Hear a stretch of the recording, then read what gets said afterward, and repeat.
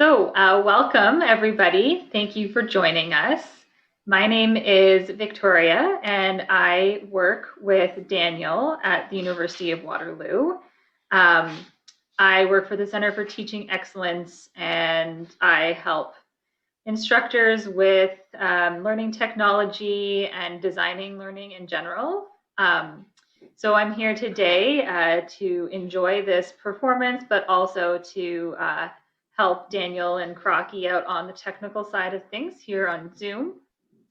So just to let you know, this is being recorded and it's going to be shared on YouTube. So if you don't want your image or voice captured, then feel free to engage with us via the chat and I will send the messages on to Crocky for you.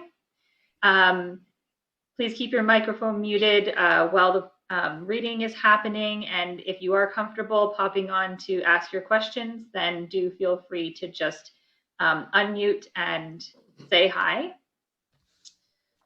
So we'd also like to recognize the funding that's been provided by the League of Canadian Poets and the Canadian Council for the Arts, as well as the co-sponsorship of the Elora Poetry Center and Renison University College of the University of Waterloo. And before we move on, I just want to take a moment to acknowledge the land. So I acknowledge that I live, learn, and work on the traditional territory of the Neutral, Anishinaabe, and Haudenosaunee peoples. My home and workplace, the University of Waterloo, are situated on the Haldimand Tract, the land promised to the Six Nations that includes 10 kilometers on each side of the Grand River. So our ability to be working and living here now is a direct benefit of policies of expulsion and assimilation of Indigenous peoples during the time of settlement and confederation and since. The harms of these policies are many and are still being felt in Indigenous communities today.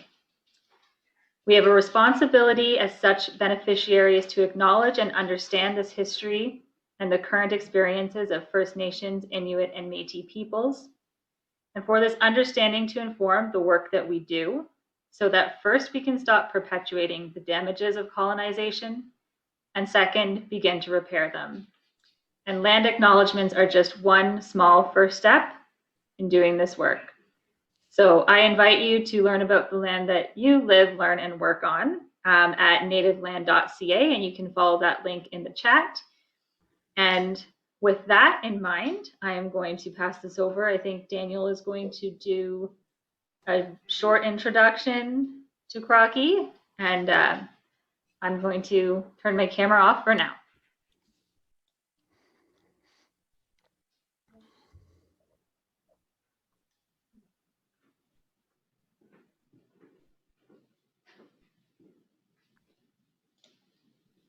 Thank you, Victoria. Can you see me? Yeah. Oh, okay. I can't see myself. That's why I wondered. Not that I need to. Actually, it's quite nice not to. So actually, that was a wonderful land acknowledgement, Victoria. I get really tired of the kind of cursory ones where, you know, people just rattle things off without really thinking about the significance of the land acknowledgement. And I really, I haven't heard one quite like yours just now, and it was much more meaningful to me. Victoria has already thanked several of the organizations, but I am going to very quickly repeat her gratitude to the League of Canadian Poets and the Canada Council for the Arts for sponsoring or funding this event. And as she mentioned, it is co-sponsored by Renison University College and the University of Waterloo and the Elora Poetry Center outside Elora, Ontario. I do want to give special thanks to Victoria, who, you know, has always helped so much with these events. This is just done out of, you know, her own kindness. It's not part of her job description. I can assure you, at the Center for Teaching Excellence, she's generally dealing with pedagogy and things like that. But when she knows I'm desperately in need of technical assistance, so she always is there. and I can't thank her enough. I also want to thank Crocky. He'll probably tell you about this, but he's just recently returned from a rather harrowing experience in England trying to get back to Canada. And we really appreciate, so soon after his return to Canada, his agreeing to perform this afternoon, because he hasn't been back very long at all. 2 years ago, he gave a similar reading to English 248, the same course, in the atrium at Renison University College. So it seems quite strange 2 years later to be revisiting the same class under such different circumstances. Who would have imagined?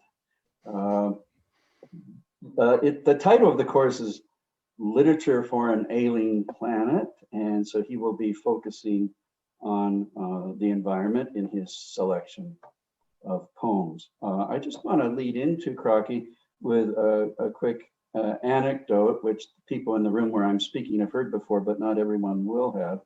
And that is, I just wanted to mention that back in the late 70s and early 80s when I was teaching at Ryerson, my two office partners had gone to Queens where they were doing their graduate work. And they had this wonderful mentor they kept talking about, whose name was George Wally. They were both doing their dissertations on the Romantics, and he was a Coleridgean scholar. And George Wally was a very distinguished person in many ways. He was in the Royal Navy, for example. He started with the Royal Canadian Navy, and then he was on loan to the Royal Navy, and when they were pursuing the Bismarck, he was on a destroyer, and another destroyer had been sunk, and he jumped into the water without any life raft or anything to save the people from that sunken ship. That was the kind of man George Wally was. And so segue, like 30 years later, we met Crocky at the Elora Poetry Center, and he mentioned his mother writes poetry too.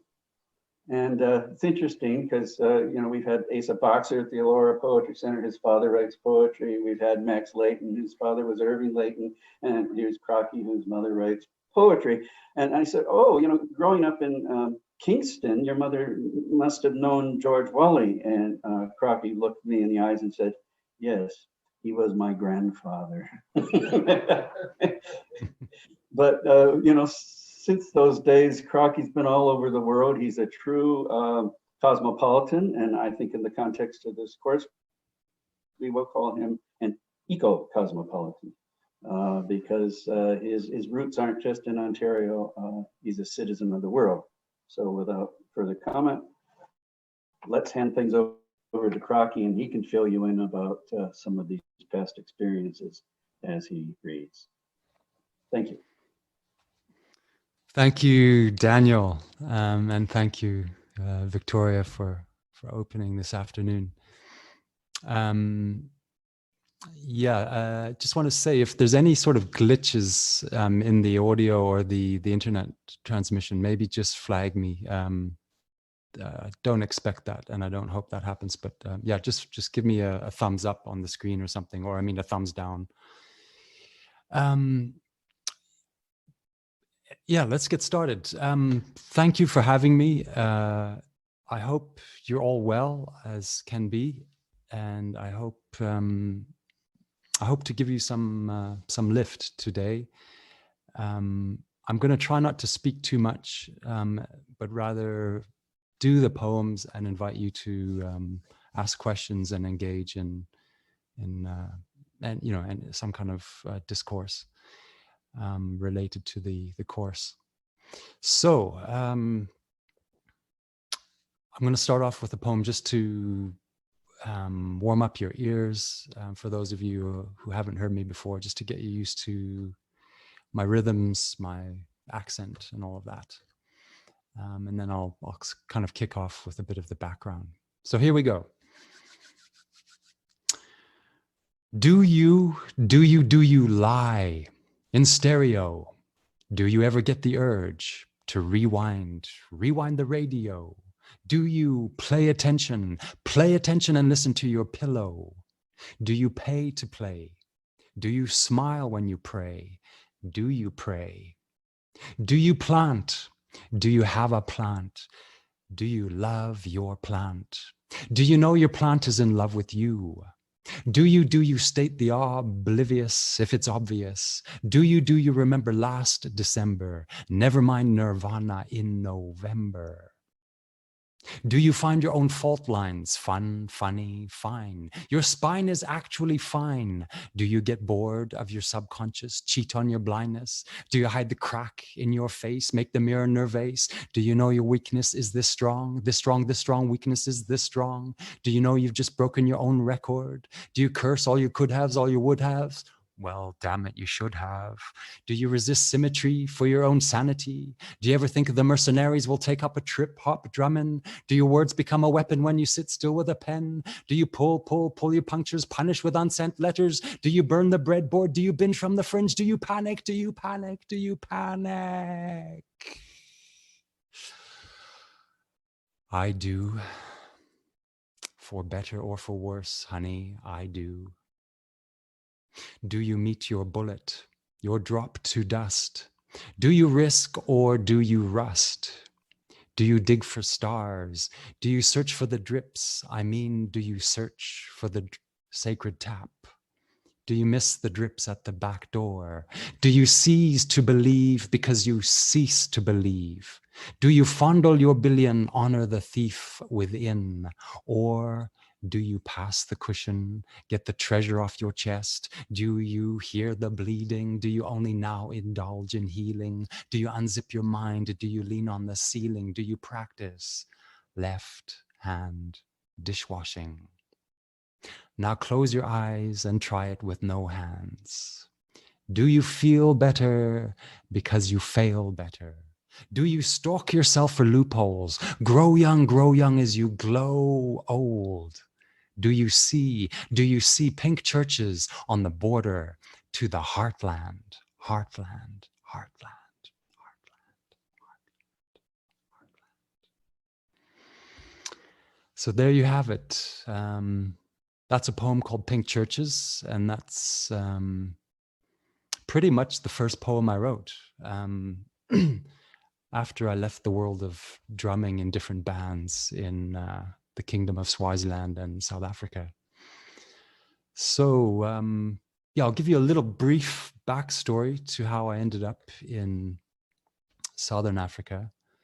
I was born in Yellowknife. I was born in April Fool, and left Medicine Hat, Alberta, when I was about 17 on a scholarship to a international school in Swaziland, the Kingdom of Swaziland, now known as Eswatini.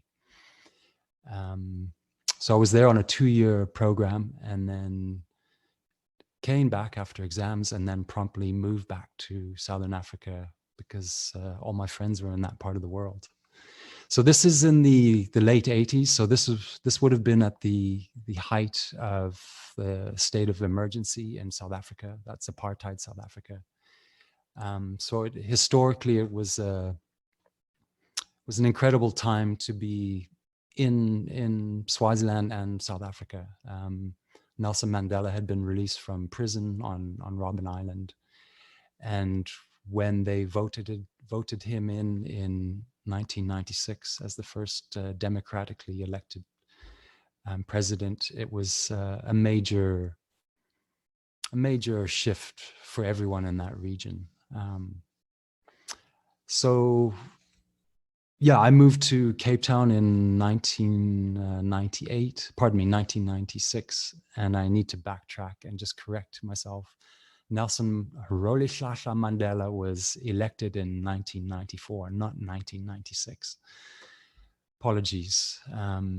So I moved to Cape Town in 1996 to start a band. Yeah, so I did that for 2-3 years. We signed with a big record company, and then I promptly got released, and there started my initiation into poetry. So the material I'm going to be doing today is basically from that starting point in call it 1999, 2000. So that's where Pink Churches comes from. I'd been a drummer for about 10 years and then found myself picking up the pen and looking at old doodle books and journals and realizing there's some interesting words there. I better start having some fun messing around with those things.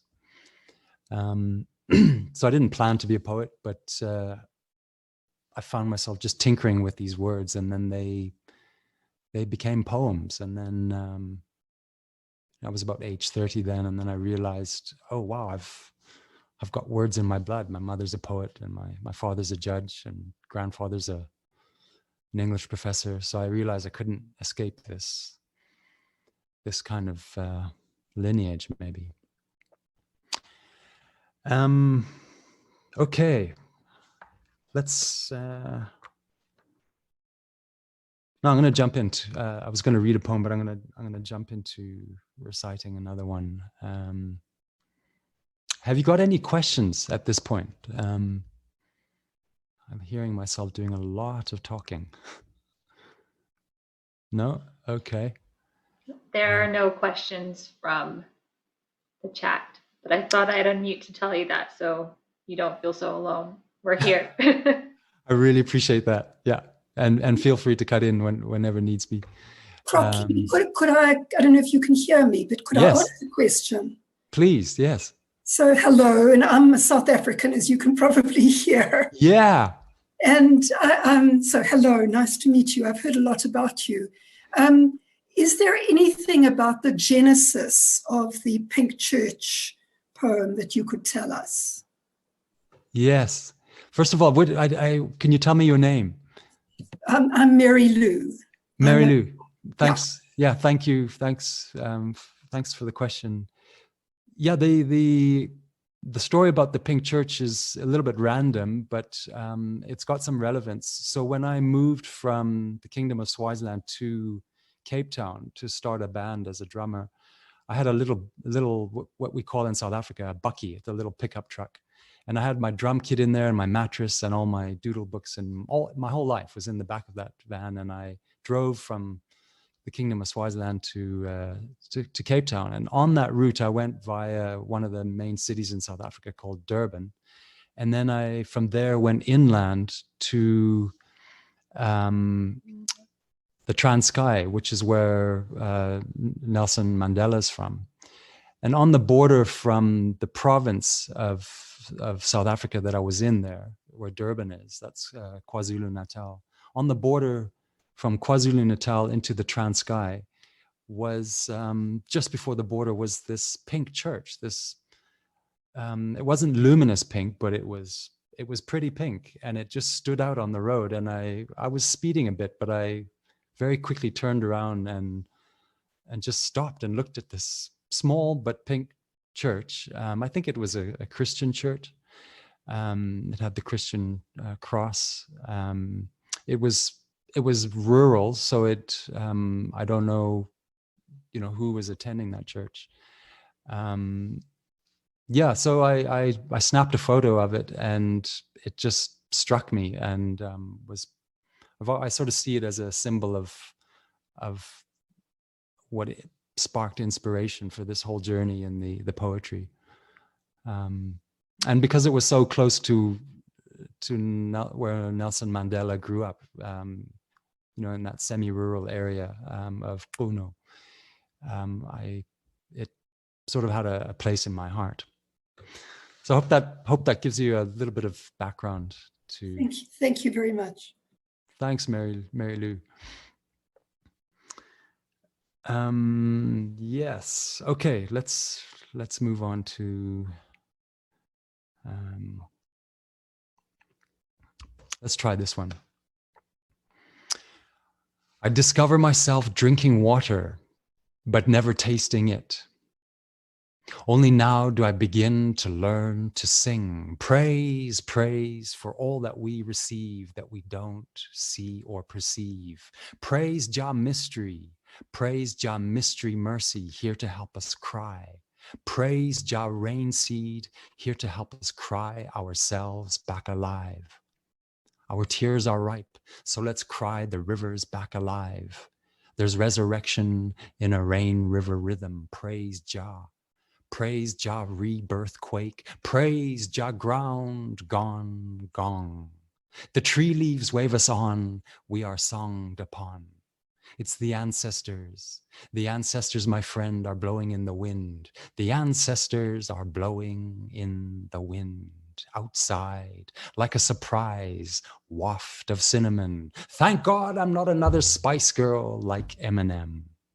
Whoa, that's a shot below the belt. In South Africa, a land of stray bullets and not so stray bullets, we don't need any more shots below the belt. We've got to focus on gratitude. Gratitude for something so taken for granted like water. This could be the way to start unlocking bigger picture focus. This could be the way to start diffusing the borders of our landlocked perception. Praise, praise for all that we receive that we don't see. Praise, Jah mystery, mercy. Yeah, that's another fairly old piece, but I think it speaks. I think it speaks to the course that Daniel, Professor Bratton's lecturing in. I'm by no means an authority on the environment in literature. I just feel I can only possibly demonstrate through my rhythms the experience I have with the elements and my observations in mainly Southern Africa, but also locally here in Grey Bruce in Canada.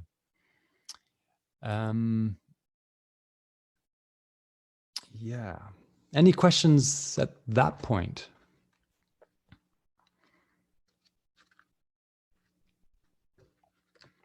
Nothing? Okay.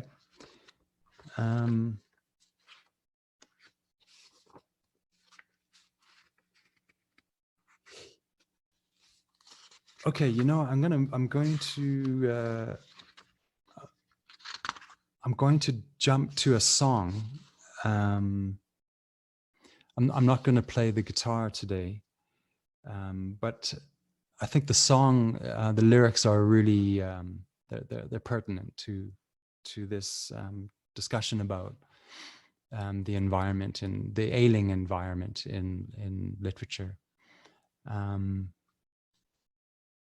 I think I don't really like to talk too much about the poems before I've done them. So I'm going to let you just take this in. So this is a song normally sung, but it's written fairly recently, maybe 3 years ago, locally here on Turtle Island. Goes like this. A cheeky wind plays hide and seek on a black mirror lake. This season's elements are laughing in each other's face. A tickle here, a ripple there. Funny how the moments can touch home. I don't ever see creation being confused. Everything, everyone, everywhere, born to belong. Cloud blanket shreds itself into dream drunk snow, bedding down for winter. My naked feelings taste with their skin a bouquet of seasons, a tickle here, a ripple there. Funny how the sky can touch home. I don't ever feel creation being confused. Everything, everyone, everywhere, born to belong. Between my head and my heart, a voice is born late, late spring, song bearing, thunder looming, thunder blooming in the mist. I don't ever hear creation being confused. Everything, everyone, everywhere, born trusting they belong.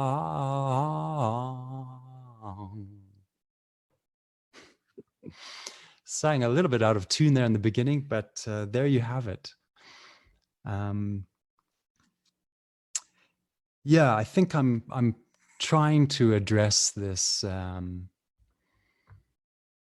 this question of our relationship with the environment, and where do we all belong, and how do we belong, and yeah, it's how are we going to reconcile with each other and with the environment, and I think that sense of belonging, I think, is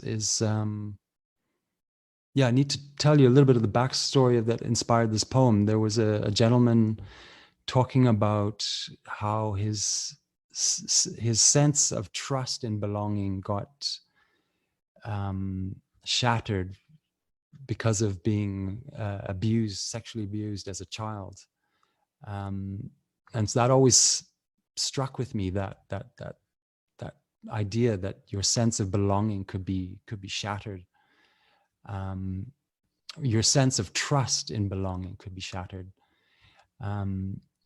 So I extended that to, the greater discourse of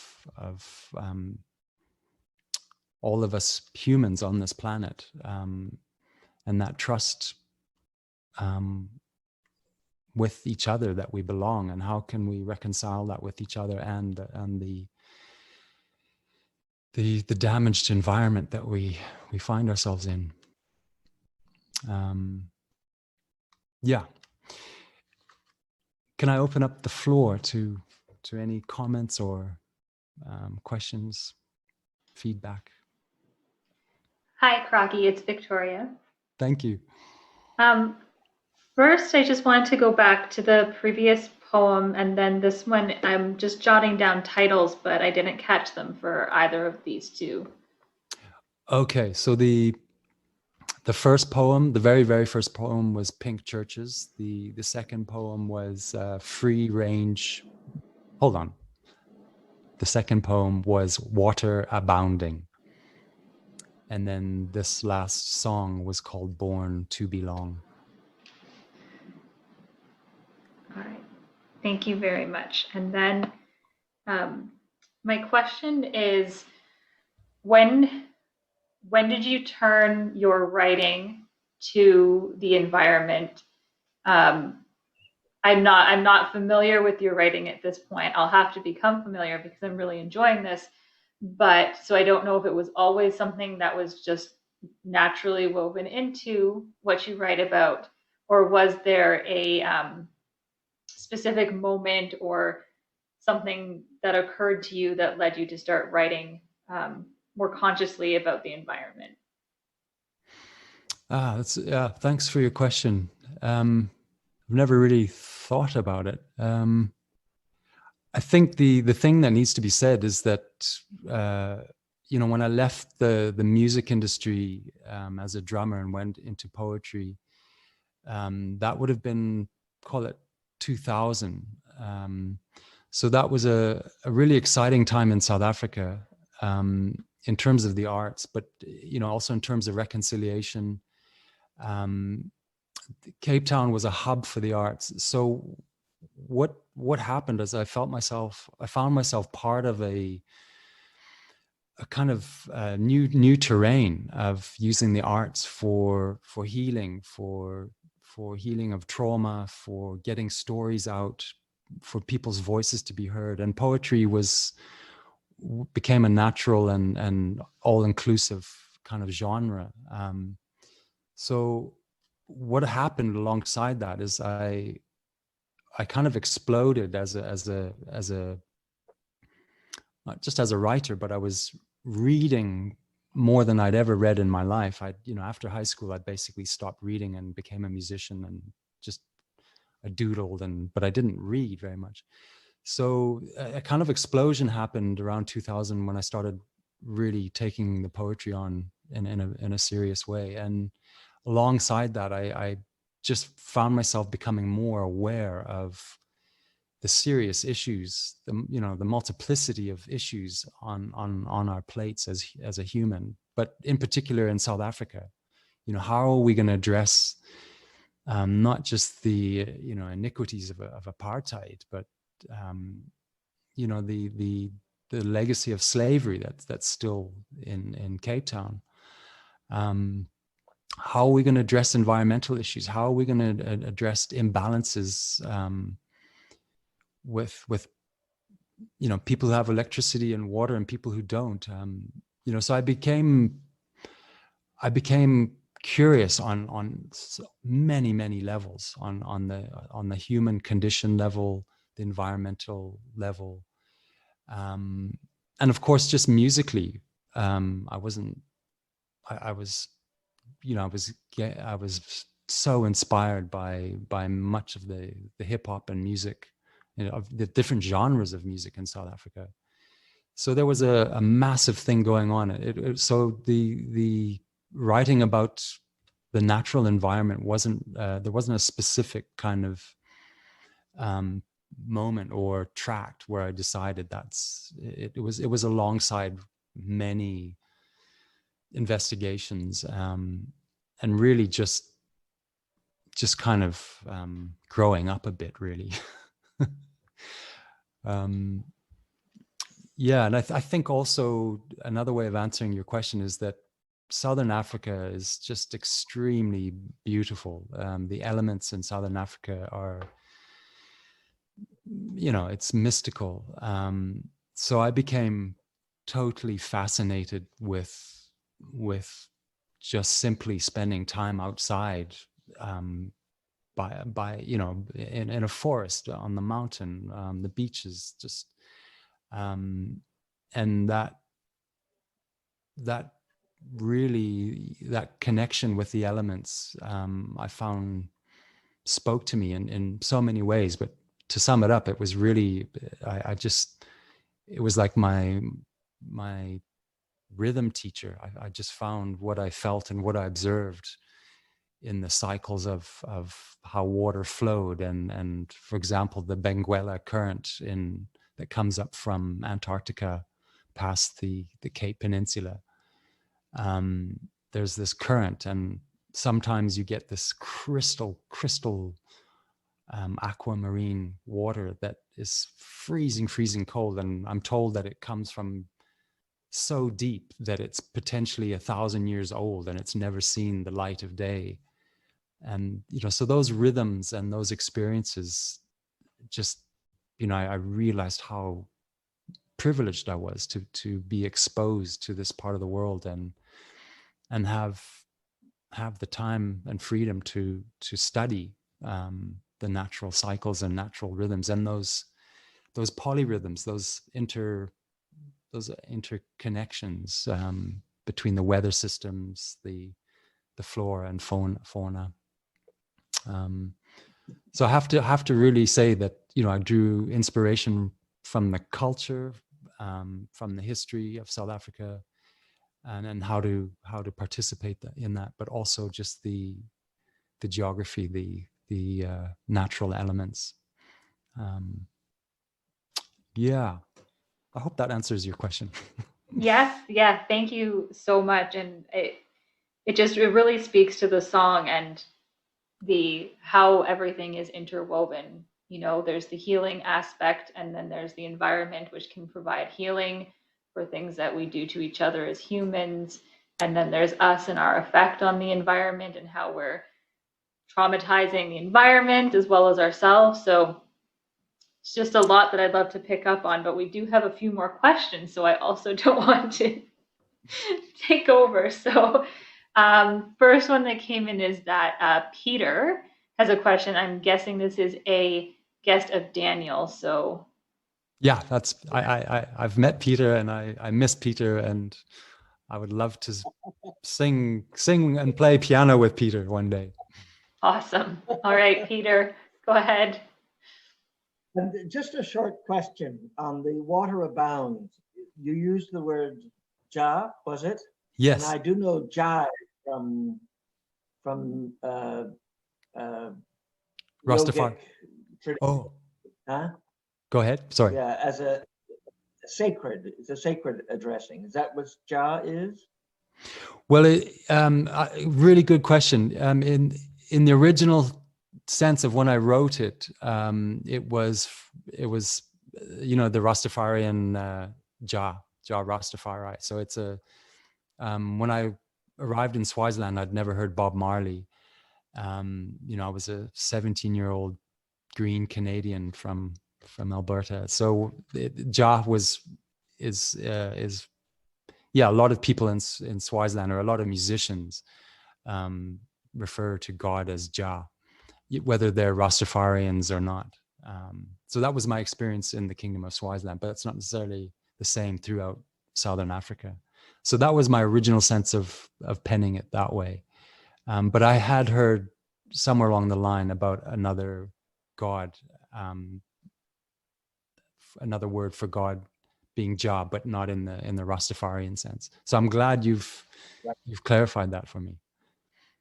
Can you tell me more about? Is it an ancient Norse God? No, it's from the yogic tradition. When I went to yoga camps and we sang Jai Ram, Shri Ram, Jai Ram, Ram Om. So Jai was just and I'm not even sure exactly what it means, but something like sacred or holy is how I remember it anyway. So, it's really interesting. I mean, that's how I intended it, and I just found it. I find it easier or funner to say Jah than God, and not everyone's a fan of Bob Marley, but I certainly am, and especially when I first discovered his music. So, one of the things that I loved about his music was just the inclusivity. He was singing that we're one, and I mean that's just one of many messages that he sings about. But so in other words, I think he was saying, Rastafarianism is inclusive. You can choose to believe in Jah the way you want to. That was my take on it at the time when I was in Eswatini, and when I wrote the poem. Great. Thank you. Wonderful. Great to hear your voice, Peter.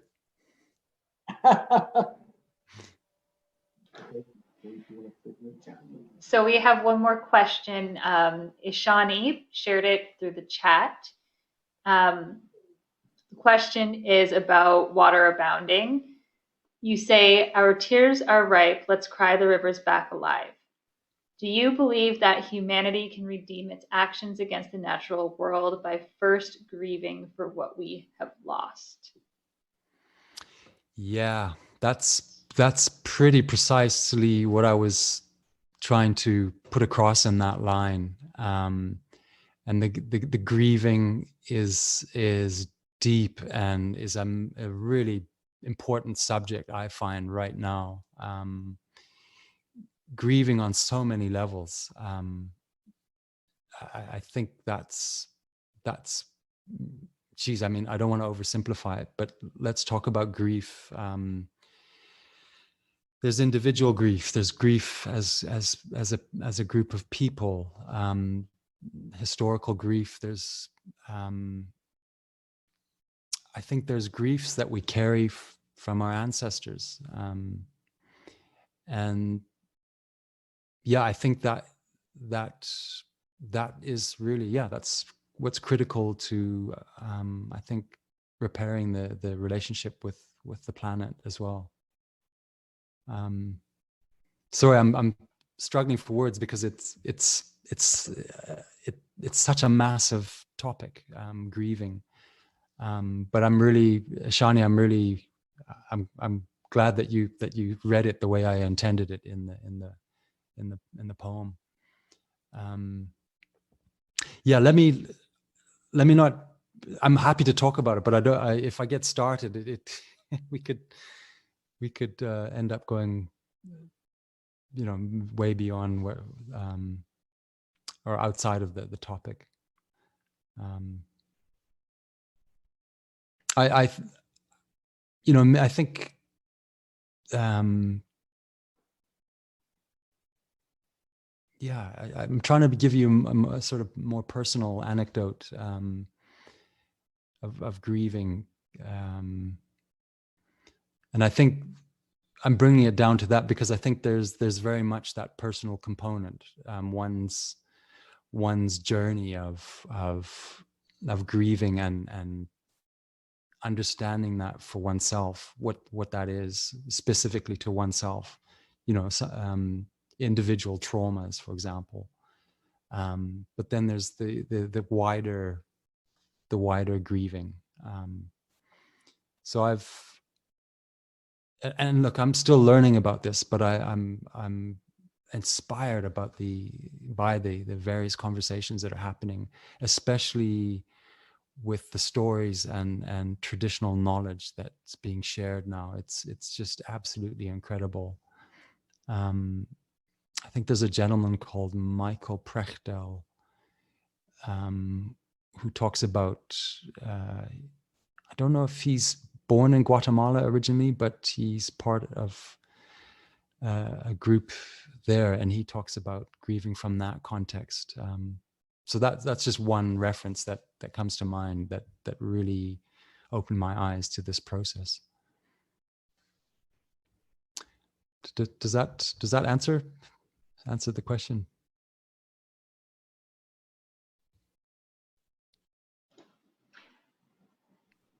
They said yes. Okay. Yeah. And those are all the questions we have at this time. Okay, great. I'm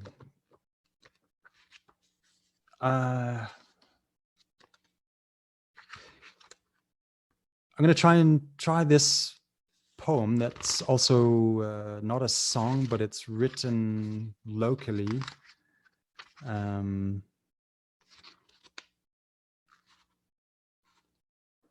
Yeah, I just need to apologize. Sorry, my mind's somewhere else right now, and I did mention it, but I feel I feel like I would like to talk more about the grieving, but I've just I'm sort of lost for words.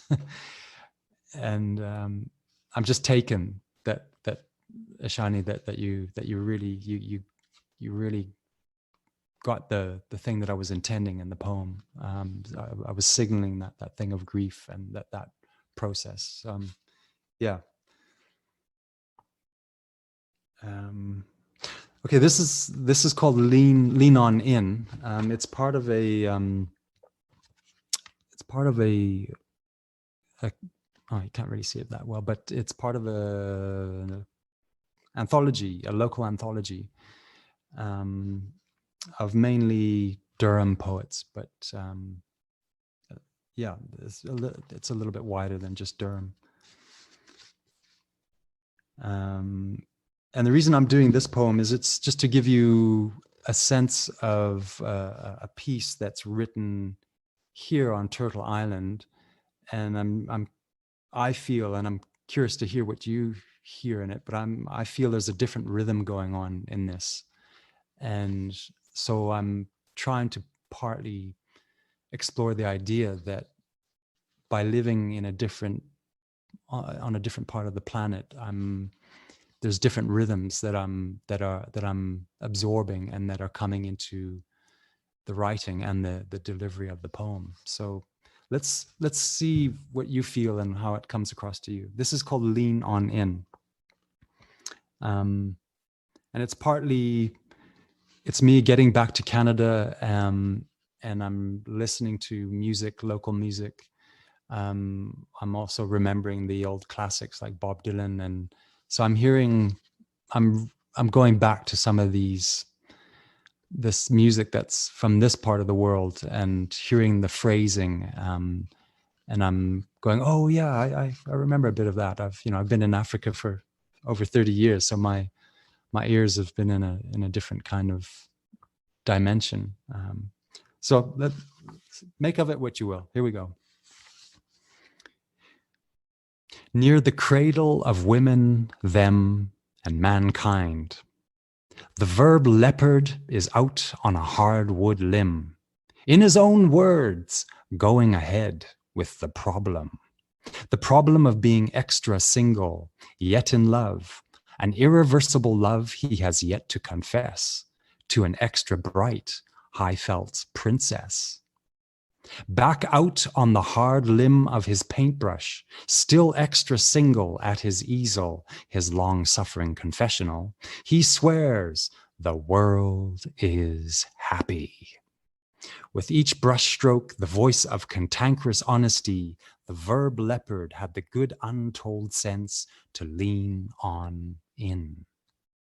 North, in an entirely different neck and shoulder of wood, Nosy Ears Snow Goose has good reason to be worried. Her daughter is in love with a moonstruck icicle spotter, who now lives across the pond, not too far from Punky Doodle's corner. Said daughter knew said icicle spotter was prone to stupefaction when she once found him spellbound by an actual musician busking in a sidewalk rubbish bin. This bin busker was cartooning something along the lines of, how am I supposed to follow through with no spare key to the back of my mind? Ah, it's those rose-hipped lips of hers that unlock a freedom from words, money, and time. To follow through, I just lean on in. Back out near the moonstruck side of the pond, right about now, a pileated woodpecker is picking on my favorite tree. He's got a hard-headed heart up his sleeve. Notice the corresponding similarity between him and Robert Zimmerman, on his own, weighing on in at a microphone. Pneumatic, beak, speak, ventriloquismistic, a natural skeptic, espousing ruthless compassion, that beat conundrum, while the ancestors, my friend, are blowing in the wind. With these reluctant tricksters, I find it's my turn to catch their drift in ripples, low falutin ripples, how, where, and when to lean on in. Who'd have thunk my fellow creatures could teem with such wild composure in a labyrinth of actual niche encounters? So that's homegrown. Yep.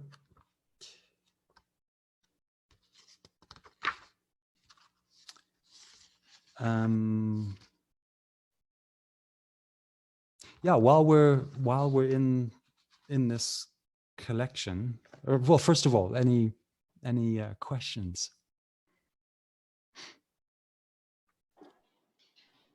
Nothing coming in yet, but I do have one. I just noted how the ancestors blowing in the wind came back again from what I'm assuming is a much earlier poem from Water Abounding. Yeah. Was that on purpose? And what were you thinking when you brought the ancestors back in? Is it the same? Was it evolved? I love your question. I'm glad you spotted that, because it makes me look at this thing that I do not often, but I definitely do it, and I do repeat certain lines here and there, and I just find myself doing it. I don't really know why. And first of all, I find it kind of cheeky, because I think you're not really supposed to. They teach you in poetry, but so I just find myself going, well, I'm just going to use my poetic license and do what needs to be done. And but now that I think about it, it's the repetition of one line coming up in another line. It's partly to give you an insight into the ecology of writing poetry, and that one poem is not separate from another poem. It's very organic, and rhythm is largely about repetition.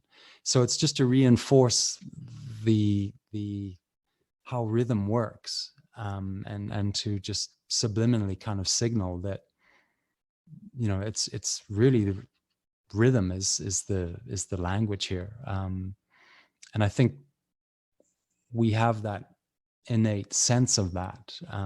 So it's just to kind of tickle you a bit and go, oh yeah, here we are again. Don't forget. Don't think it's all about the words. You know, don't forget about rhythm.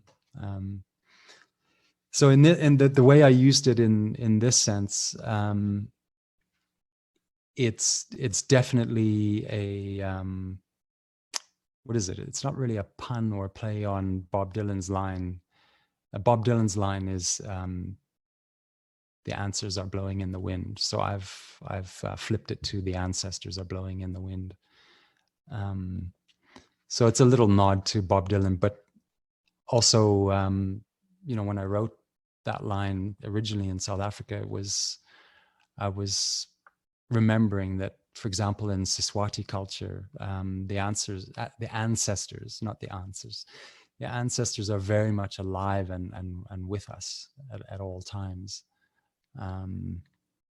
And that was part of living in Eswatini.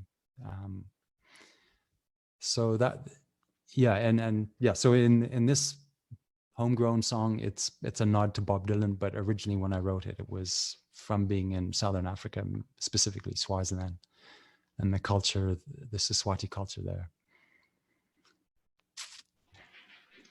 Thank you for that. Yeah, I love hearing from the poet themselves what they were thinking when they were doing those sorts of things, because I think of, you know, being a grad student and studying poetry, and it's like, you know, Plath, she had a thing for 3s and 5s, and then you dig into every poem for all the 3s and 5s and try to see if there's anything almost coded in there. So I kind of just, when I heard it, I just picture all these grad students on this little scavenger hunt through poems. But it does speak to, you know, how you said that these things, like a poem isn't in isolation, it's in a body of work. It speaks to other poems and songs, as you mentioned Bob Dylan. So thank you very much for that. Yeah, it's part of that experimenting and spirit of play, and you know, I came to poetry first really through going in my doodle books and journals and whatnot, and you know, most of it, I wasn't looking to be a poet. I was just looking for a way to get back to being creative. I'd been in a car accident and released from the band and whatnot, and I just found these word clusters and that were really interesting. You know, I'd written them 10 years before, but so I found all of these word clusters and then started putting them all together, and I just found myself playing and tinkering with these words and kind of composting them into, you know, a stanza for a song or a poem.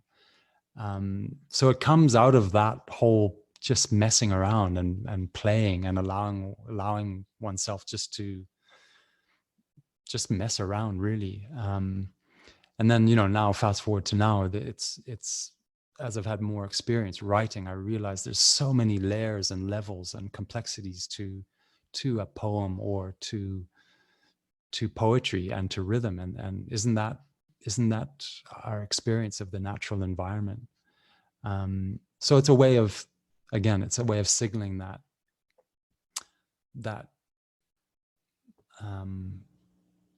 yeah, the levels of appreciation that we can humble ourselves to with the environment. So that's what part of the process has been for me. It's to just also remind myself, yeah, pay attention. There's repetitions in this the seasons. You know, what did you notice this year that was different in repetition or not? So that, yeah, it's. Let me stop there. Okay, here's another. This is not a song. This is a poem. It's written. It's homegrown, and it's called "In the Second Most Early Hour." Not just one. There were two voices courting, one low long, the other high short, taking turns giving themselves away in winter's last silent, soft, heavy snowfall, the night sleepless as dream. To be drawn uninvited into snow wink intimacy of owls unseen, then double spellbound by forest's subtle echo sustain, courting voices leaping the border to spring. I thought that would be fun to do, just to celebrate my two-winged neighbors that I've never seen, but I heard one winter, at the end of winter, it's that on that border to spring where we kind of find ourselves right now.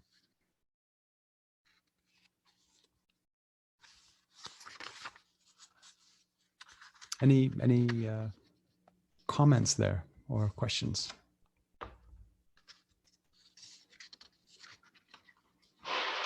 Not right now. Okay. I think we're all enjoying listening.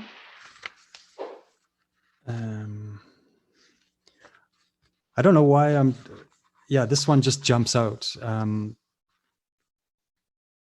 have to tell you that I don't really read poems from the page. It's not really my thing, but so I'm just going to jump into this one. It's a poem on the page. It's called Fracking the Precipice. So this would have been written, this is from Driftword. So this would have been written in South Africa. And I will just mention that I'm referencing something called fracking. I'm not sure if you're familiar with that here on Turtle Island. So it's a very destructive practice for getting natural gas out of the ground, and is really just totally detrimental to the water table and the water systems and aquifers. So in the context of Southern Africa, there's been some major fracking proposals in the Karoo region, which is semi-desert. So you can imagine it's dry there. Water is obviously very important. So to frack in this region and disrupt, probably irreversibly water systems just makes no sense. So that's just a little bit of background on fracking in case, I think it happens in North America, but I'm not certain. And it may be called by a different name. So here we go, fracking the precipice. Sun chime in the laughter noon, ground gone, gong. For whom do the boiling drums toll? Shadows taking seats in the amphitheaters of extinction, their voices black holes, volatile confusion at the precipice, knowledge humble knowledge, this dreaming life alongside a certain death.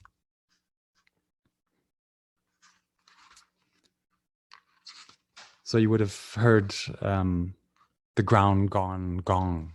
You would have heard that before. I'm a serial cheater when it comes to that thing. It's all over the show, actually. I realize more and more now that you've asked the question.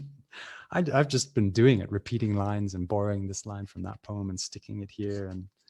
And I guess the word that comes to mind with that thing is it's the idea that poetry can be interchangeable.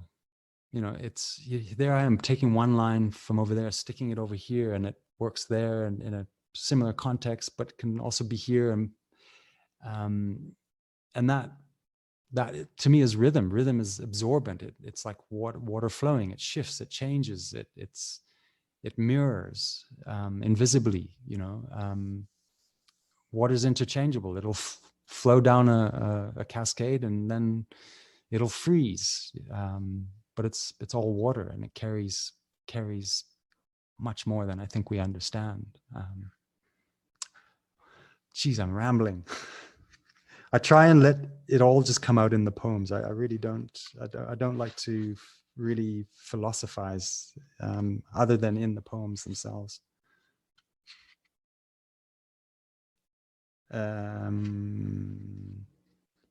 Okay, let's try free range moth. Yeah, I've just got to remember how this starts. Okay, here we go. Free as a free range moth, blinded by delight.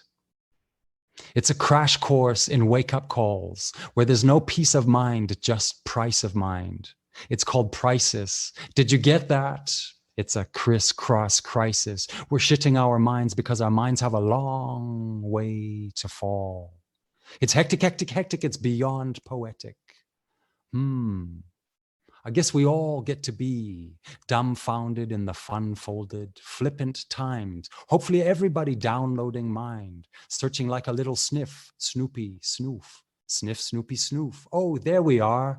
Juggling curveballs, trying to connect, dot to dot, deja vu, deja vu, deja vu, deja vu. It's still a crisis, crisscross crisis, stash upon stash of Zimbabwean cash, where money as we know it is the truest lie of all, and it's keeping our self-destruction in business. How much longer must we suck petrol pump penis, charcoal lipstick kiss on our lips, apocalypse? Whoa. In the face of so much time ache, in the face of so much dream ache, it looks like things gone dodgy octagon, unison of everything becoming its worst, everything becoming its best, because the past is living rent-free in our souls. So what is going to win our souls now? How do we forgive love? It's breaking waves. How do we love without lying? When will we realize the only revolution left is tree-like? The only revolution left is tree-like. So let your roots take wing. Let your roots take wing.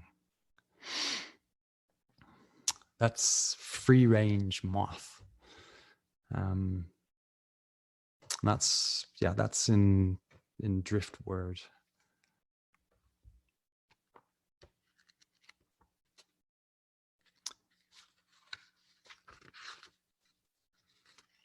Any feedback there or questions?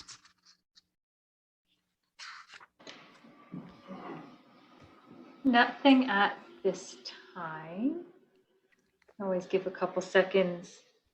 I did want to see if you could speak a little bit more to the only revolution left is tree-like. For you, what is the tree-like piece of that revolution? Well, what I'm pointing to there is something I've been learning about trees, which is that trees as a group are a forest is like a community. But if you study trees in terms of music, in terms of sound, in terms of songs, if you just look at one tree, for example, and you look at the different sounds that come from a bit of rain on some of the leaves while you've got a hummingbird coming in and, it preens itself.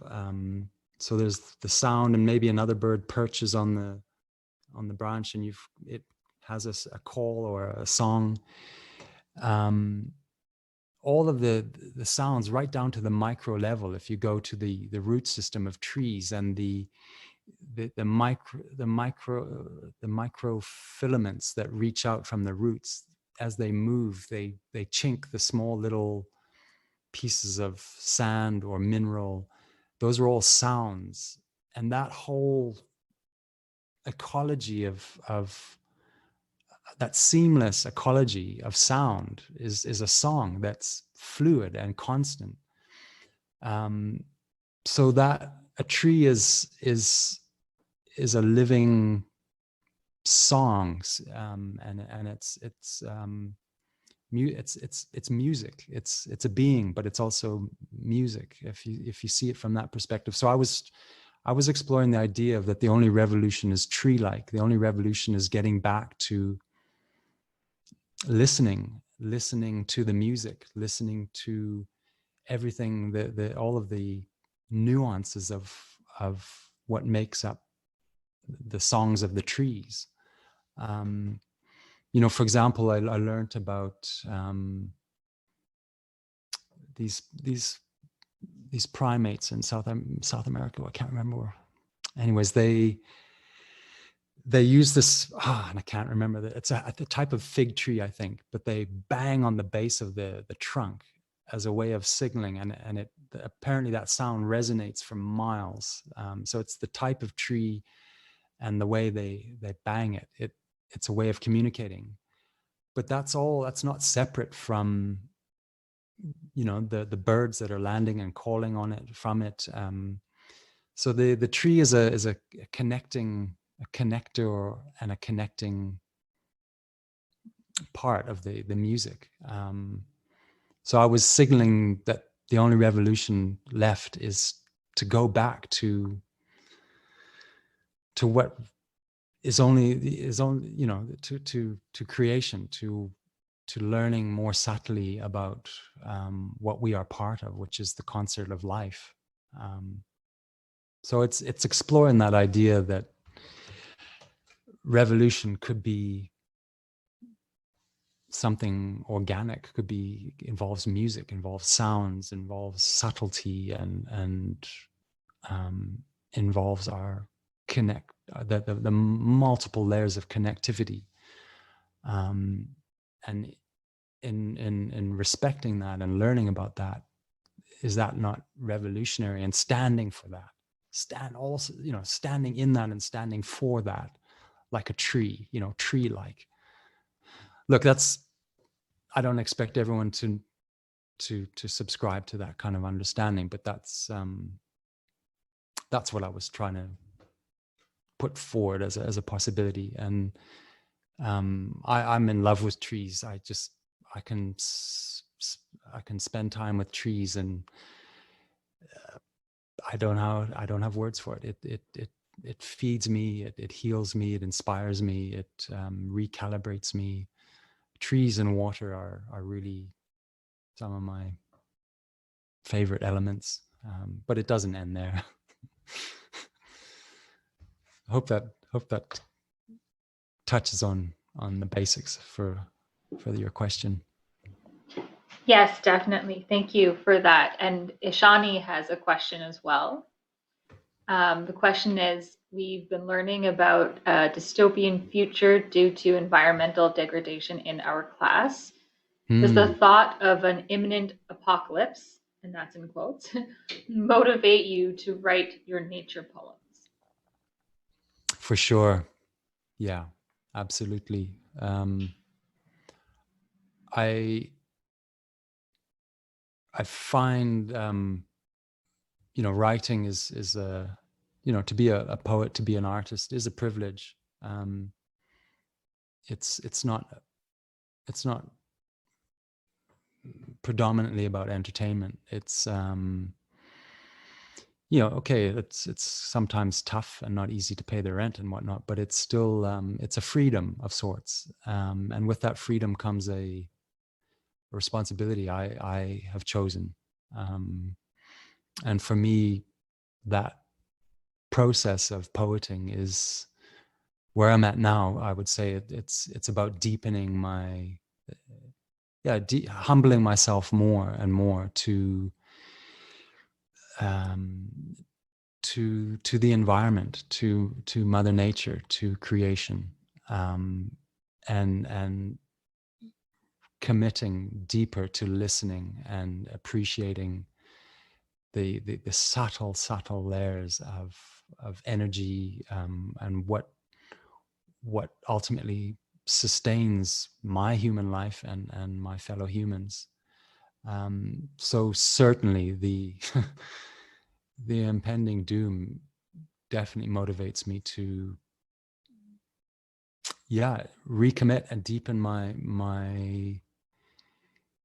my commitment to reflecting that in my songs and my poems.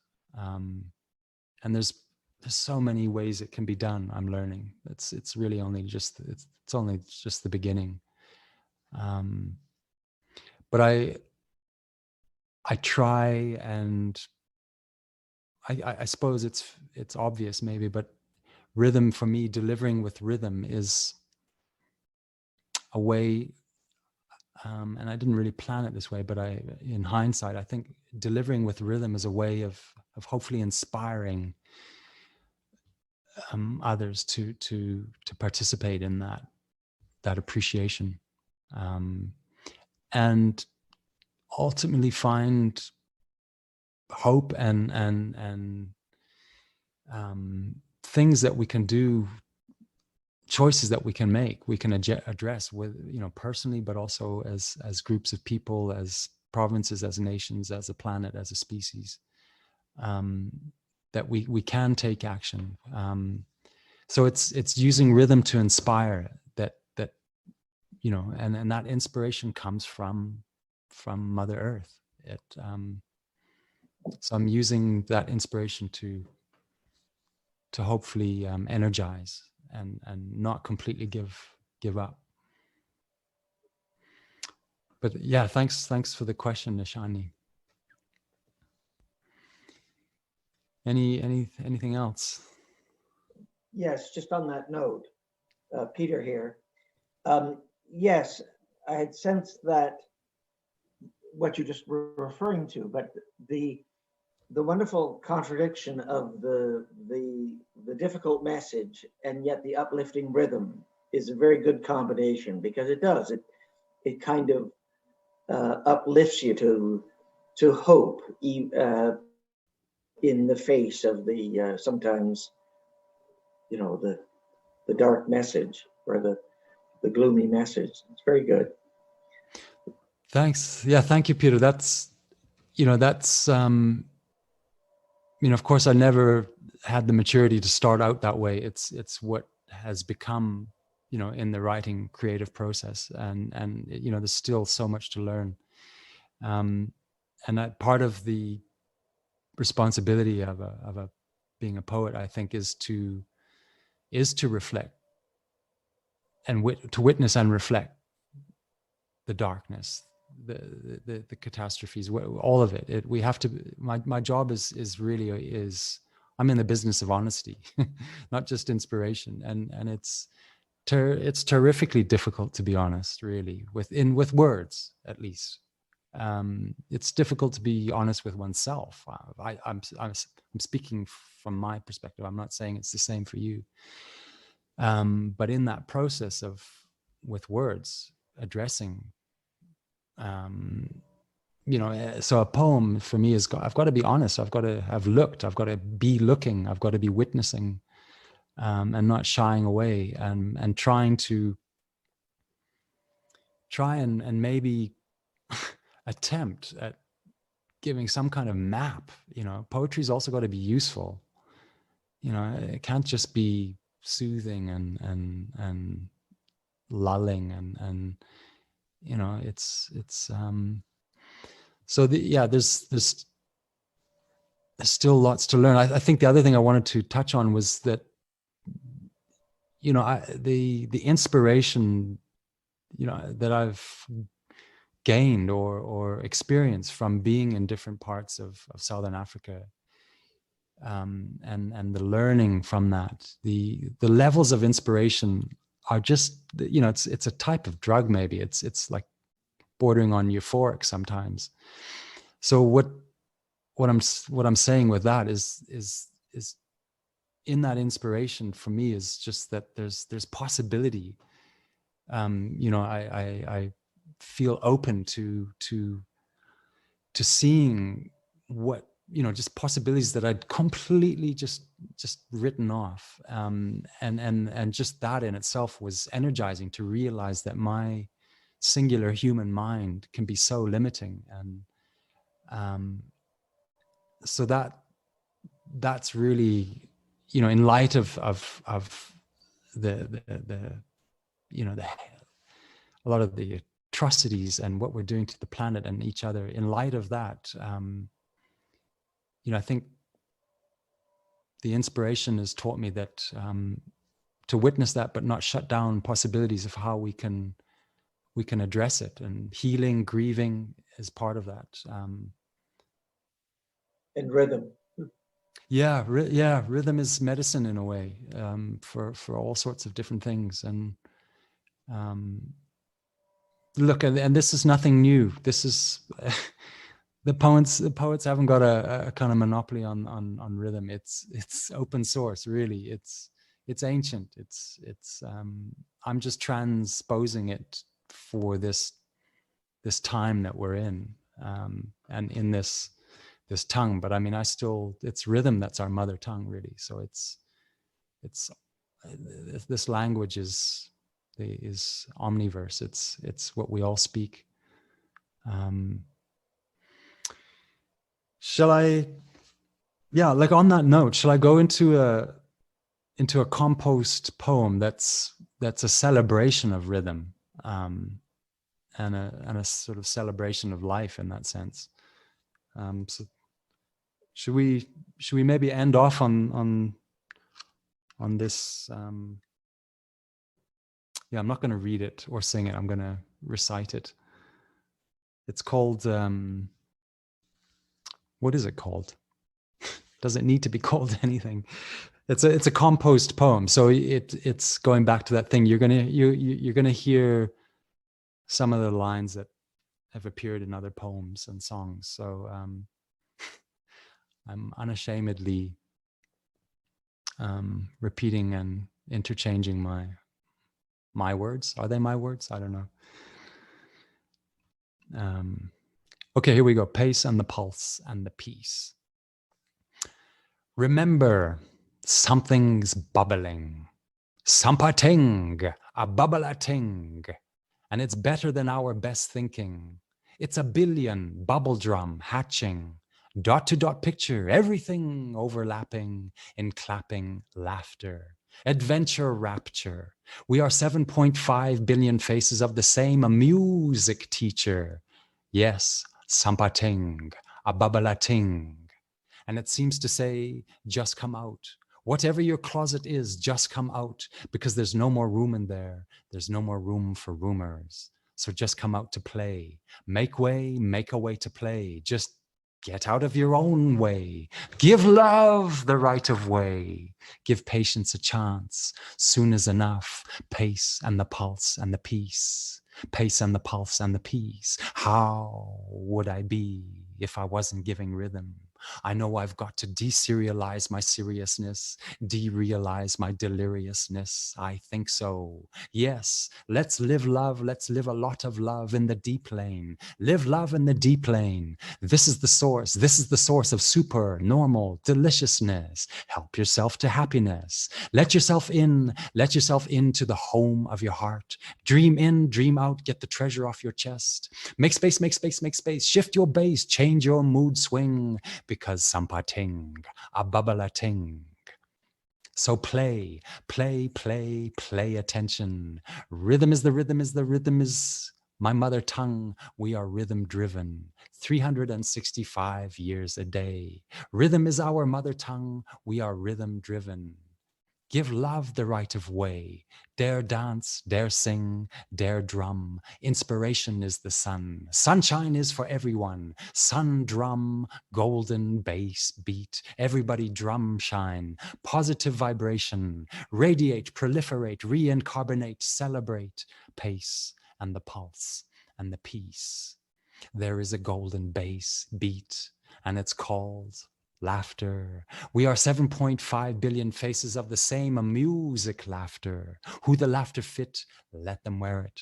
So let's start removing our armor. Everybody see the new nights in shining drama. Everybody unite in shining drama. And if you're going to make anything, make the jump. If you're going to take anything, take the step. One step, no more footprints. Let your roots take wing. Laugh and lift off. Free your feelings with laughter. Surface if you need to. Don't panic if you don't have to. You're heart-headed. You're really heartists at heart. We are all gems in gestation here. So go ahead, flaunt your diamond floor. Who the laughter fit, let them wear it. Pace and the pulse and the peace. Pace and the pulse and the peace. Pace, pulse, peace. Thank you for listening, everybody. Thank you for being here.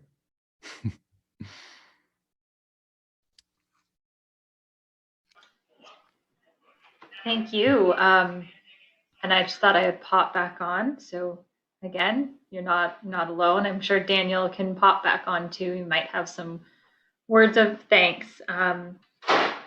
Do you have time for one last question? Oh yeah, certainly. Yeah. Or I'm not sure if it's the last. Other people might be thinking about theirs right now. But mine was, you mentioned, and I love that you said this, that poetry's got to be useful, which is a sentiment that I really agree with. I'm wondering if there is a useful poem or poet that has inspired you, or even a musician or songwriter that would be in the useful space. Wow, yeah, that's a good question, especially from looking at artists that haven't just influenced me or inspired me, but been useful. I think Ben Okri, the Nigerian poet and novelist and essayist, he's maybe a good example. And I say that because I first read a novel of his and then went to his poetry, the one volume called Mental Fight, I think it's called. And then I read a collection of his essays. I just can't remember the name of that book, but I say he's useful for me because reading him in different genres was just it really blew me away. And I found that useful. I found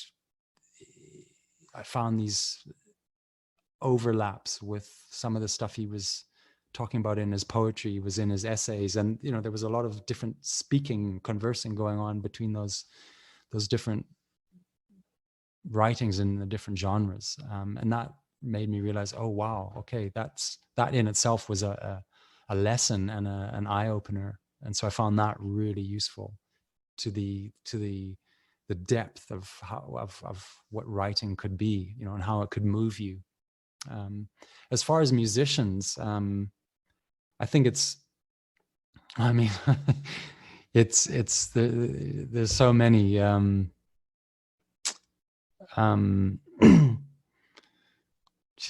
don't want to really leave anyone out. There's a musician in South Africa called Busi Mhlongo. Apart from being one of my favorite singers and musicians, she for me was useful because she's a traditional healer in Southern Africa. She's what's called a sangoma.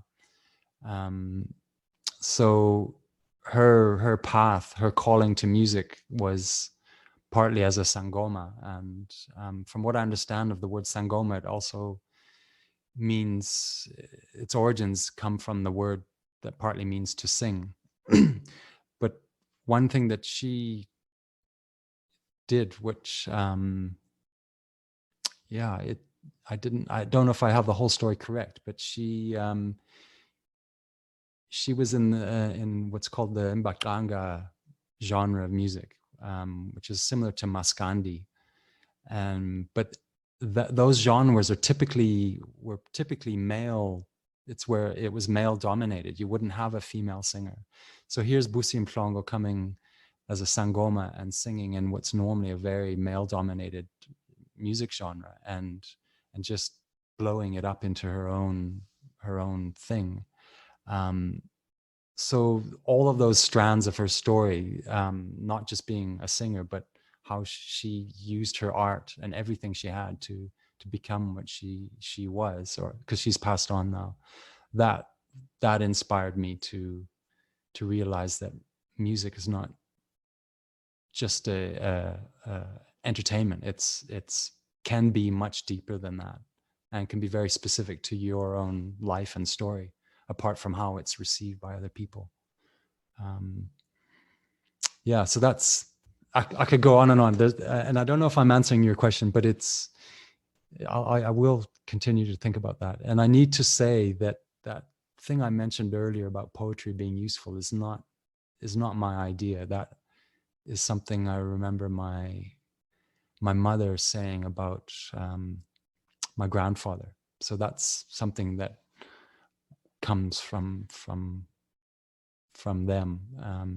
But it always stuck with me that poetry should be useful, or the poet should be useful. One must be useful on the whole.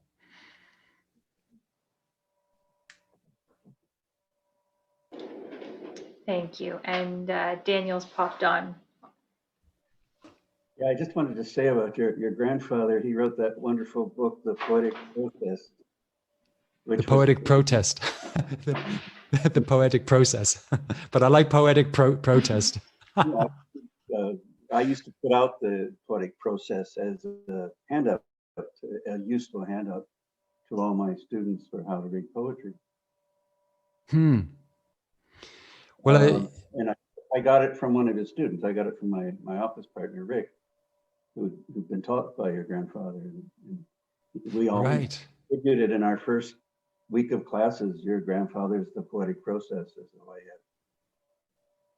entering into the world of poetry.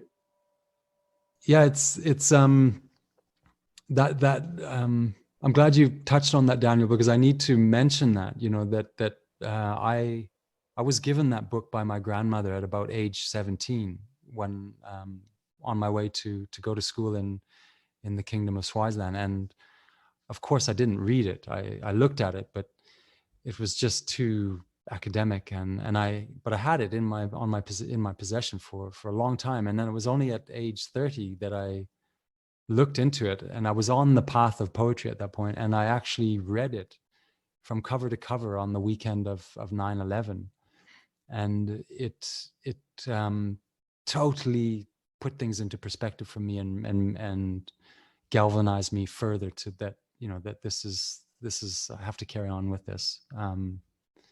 And it everything made sense largely from that point on, in terms of this deep dive I'd found myself in, this poetry rhythm thing. So it was a what a gift that he left that behind. But it's not an easy book to read. I can tell you that it's but I lapped it up when I was ready to read it.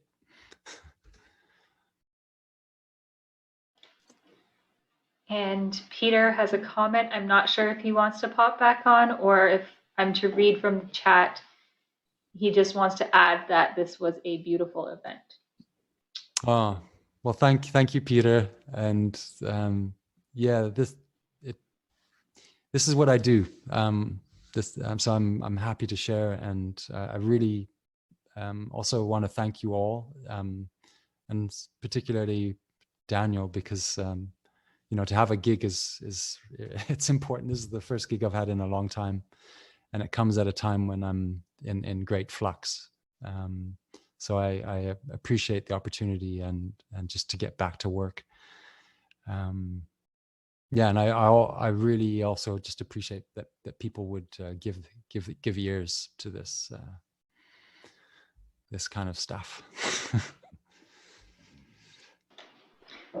And I just want to say to both you and Daniel, thank you for letting me be part of this. This was, as Peter said, a beautiful event. And Ishani says, thank you so much for your time. And Janice is jumping in to support Peter's comment and hopes to see you soon. So with that, I think I'll just turn it over to Daniel and let him close things as he sees fit. Carol says thank you to everybody in this room. Says thank you. We all enjoyed it thoroughly. I loved your last poem. It was really beautifully delivered too. And it struck me as being kind of a really hip 21st century Gerard Manley Hopkins poem because of the cadences in it, the rhythms of it. Wow. That's these are really useful. Yeah, that's a huge compliment. Wow, Daniel, thank you. I do hope we can be with each other soon, because you know, of course, poetry for me is standing and delivering the poems as a dance. It's very much, you know, the rhythms move the body, and it's partly what gives me joy, is to be moved by these poems and shake and wobble and be still, you know, and so I can't wait till we can all just do this in person, and it'll come. And I it's not just that I miss performing, I just miss doing this with people. I can tell you that there are some new pieces in the pipelines, especially songs. And yeah, I just can't wait to be standing and doing this with people. I'm sitting right now, and I normally never sit and sing or recite, or, you know, it doesn't mean it wasn't fun. It's just not my. Pardon me? Carol says, "Come sing to us soon." I will. I will. Thanks. Thank you so much, and yeah, may you all be well and inspired, and may spring spoil you all.